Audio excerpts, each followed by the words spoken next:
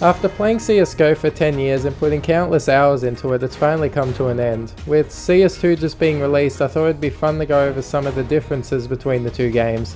While CS2 is basically a reskin of CSGO, there are still most definitely things worth covering. Starting off with the most obvious. My knife!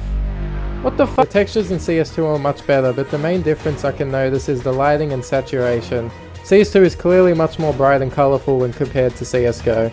A few of the guns also sound different, a few of which being the AK, Galil and Glock. I'll let you hear the differences for yourself.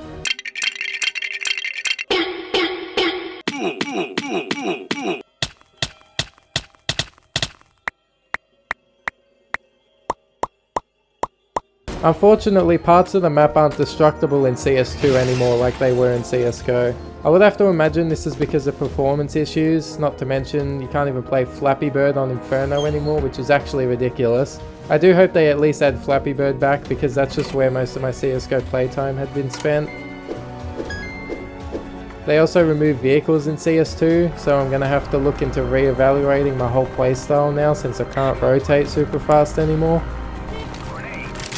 There's a lot of smaller changes as well, such as the vents having accurate hitboxes now, whereas it was just one big block before, so you have to shoot the actual metal now for it to break. One of the more notable changes though, and I'm sure OnlyPixel is super excited about this, is that you're forced to always be inspecting your gun in CS2. This way you can always be reminded of your bad investments. To be honest though, I prefer it much more this way, whereas in CSGO you would have to inspect your gun after every action manually, which people were pretty much doing anyway. If you manage to break the game into not inspecting your gun, you'll start to have withdrawals. It'll start out small with just the jitters, but even just the jitters can make you miss shots you would have very clearly hit otherwise. And it just gets worse and worse the longer you resist inspecting your weapons. If you let it go long enough, eventually your character will graduate into having full-blown meltdowns, making it very difficult to play. Me being a seasoned veteran was able to handle it to an extent, but I can see new players really struggling with this feature.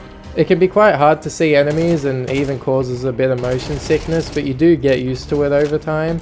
Keep in mind though that if you just let your guns be inspected, this won't even be an issue.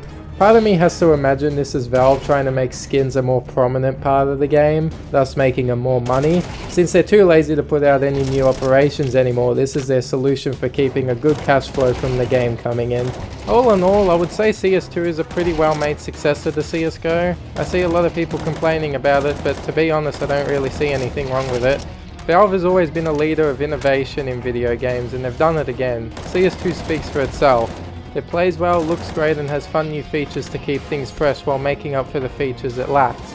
More specifically, Arms Race, Workshop Maps, Cache, an Operation, a Case, Danger Zone and CSGO itself. Either way, it is what it is. With CSGO being gone, we don't really have much other choice than to inspect our weapons. I'm mostly interested to see how this affects the pro scene, but time will tell.